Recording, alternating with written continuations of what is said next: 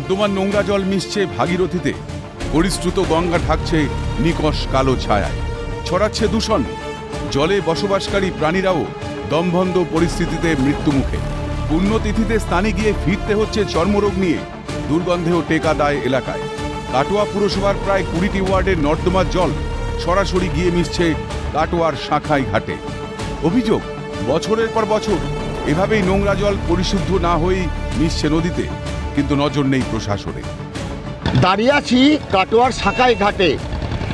এই ঘাটে কাটোয়ার সমস্ত নোংরা জল, 20টা ওয়ার্ডের নোংরা দূষিত জল এসে পড়ছে, দূষণ হচ্ছে গঙ্গা। শুধু গঙ্গা দূষিত সাথে সাথে আপনার ওয়াটার পলিউশনও হচ্ছে।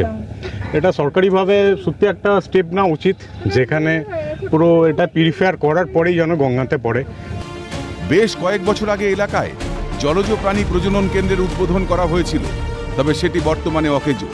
ফলে ধীরে ধীরে বিলুপ্ত হয়ে যাচ্ছে গাঙ্গেয় ডলফিন বা শুশু।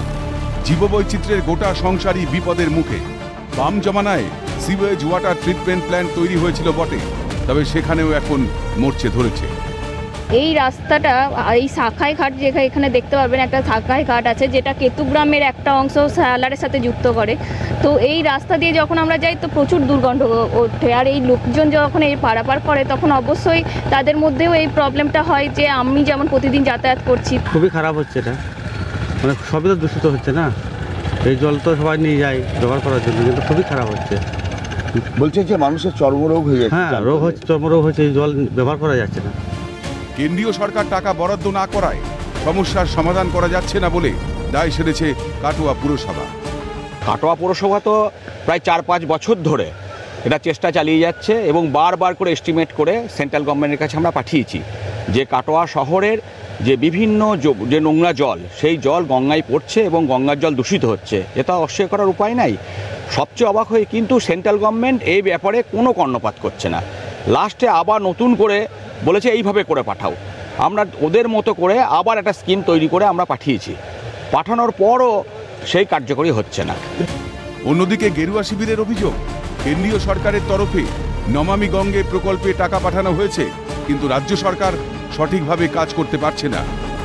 আমাদের যে নমামি গঙ্গা প্রকল্প আছে, সেই প্রকল্পে কেন্দ্রীয় সরকার প্রচুর টাকা দিয়েছে, সেই টাকা এই রাজ্য সরকার ঠিকমতো কাজ করতে পারছে না। গঙ্গাকে দূষণমুক্ত রাখতেই হবে, কারণ এই গঙ্গার জলে বহু মানুষ, এই ভক্তরা এখন সব জল খায়। হ্যাঁ, তো এই দূষণ, এই কাটোয়া পৌরসভা অপদার্থ পৌরসভা, একটা কোনো কাজ করার ক্ষমতা নাই, টাকা ফিরে চলে যায়। ভোটের মরশুম এসে গেছে, প্রচারে শাসক বিরোধী সব পক্ষ, কিন্তু এখনো পর্যন্ত কোনো রাজনৈতিক আলোচনায় নদী দূষণ বা গঙ্গা দূষণের প্রসঙ্গ ওঠেনি।